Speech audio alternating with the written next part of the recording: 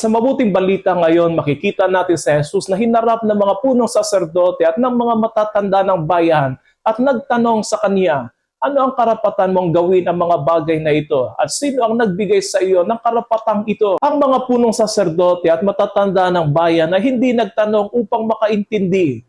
Nagtanong sila upang maghanap ng butas kay Jesus. Hindi sila naghahanap ng katotohanan, naghahanap sila ng dahilan upang kondinahin si Jesus. Kaya tumugon si Jesus ng tanong din, kanino nagmula ang karapatan ni Juan upang magbinyag? Sa Diyos ba o sa tao? At dito nahayag ang puso ng mga punong saserdote at matatanda ng bayan. Hindi sila nagtanong upang matuto. Nag-isip sila hindi kung ano ang totoo, kundi kung ano ang makakaprotekta sa kanilang posisyon. Kung sabihin nilang mula sa Diyos ang binyag ni Juan, bakit sila hindi naniwala? Kung sabihin namang nagmula lamang sa tao, matatakot sila sa taong bayan. Kaya ang sagot nila, hindi namin alam. At dito ay pinakita ni Jesus ang isang malaking katotohanan.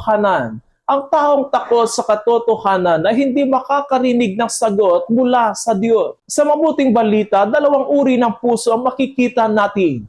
Ang puso ng mga punong saserdote at matatanda ng bayan, sarado, nagtatanggol sa sarili, nakatuon sa kapangyarihan at hindi sa katotohanan. At ang puso ng mga handang makinig sa tinig ni Juan Bautista at ni Jesus, mga dukha, makasalanan at naghahanap ng liwanag. Ang autoridad ni Jesus ay hindi nanggagaling sa kanyang posisyon o titulo. Nagmumula ito sa katotohanan. Nagmumula ito sa karangalan at kababaang loob. Nagmumula ito sa mismong Diyos Ama. Minsan tayo rin ay tulad ng mga punong saserdote at matatanda ng bayan. Kapag may narinig tayong aral tungkol sa Diyos na mahirap tanggapin, gaya ng pag-ibig sa kaaway, pagpapatawad, pagpapakumbaba, pagtulong sa kapwa, at pag-iwas sa kasalanan, madalas tayong naiipit sa ating takot, pride, at interest. Hindi dahil hindi natin alam kung ano ang tama, kundi dahil mahirap itong i-apply sa ating buhay. Ang tunay na autoridad at karapatan ni Jesus ay nakikita sa kanyang buhay, hindi sa salita lamang. Kung nais nating sundan siya, hindi sapat na kilalanin lamang ang kanyang autoridad.